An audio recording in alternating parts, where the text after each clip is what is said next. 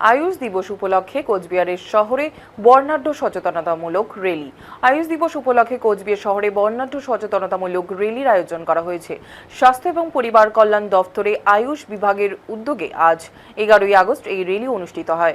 আয়ুর্বেদ, যোগ, ইউনানি, সিদ্ধ এবং হোমিওপ্যাথি সহ ভারতীয় ঐতিহ্যবাহী চিকিৎসা পদ্ধতি সম্পর্কে সাধারণ মানুষের মধ্যে সচেতনতা গড়ে তোলাই ছিল এই কর্মসূচির অন্যতম প্রধান লক্ষ্য।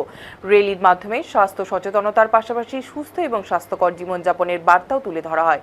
ঐতিহ্যবাহী চিকিৎসার পদ্ধতির গুরুত্ব এবং দৈনন্দিন জীবনে স্বাস্থ্যকর অভ্যাস গড়ে তোলার বিষয়ে সাধারণ মানুষকে সচেতন করতে এই উদ্যোগ বলে জানানো হয়েছে।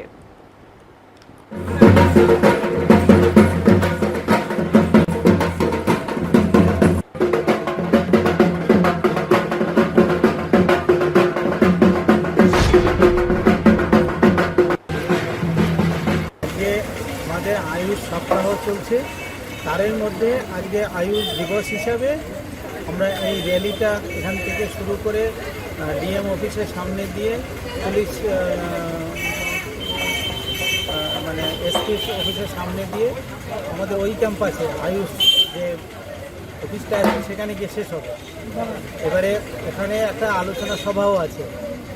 এই সারা সপ্তাহে আমরা কী কাজ করছি আয়ুষ সপ্তাহ নিয়ে, তার উপরে এবং যাবতীয় কাজ, তার মধ্যে যোগা আছে, আউটরিচ ক্যাম্প আছে, মাতৃত্ব দিবস আছে, এই সমস্ত ব্যাপারগুলো নিয়ে ওখানে আলোচনা হবে। সবাইকে সুস্থ রাখার জন্য, ভালো রাখার জন্য যা যা দরকার সব টপিকগুলো ওখানে আলোচনা হবে। এটা নিয়েই এখন একটা সুন্দর র্যালির মাধ্যমে আমরা ওখানে করতে। আপনার নাম? ডক্টর এস এম সরকার, সিএমও ইনচার্জ।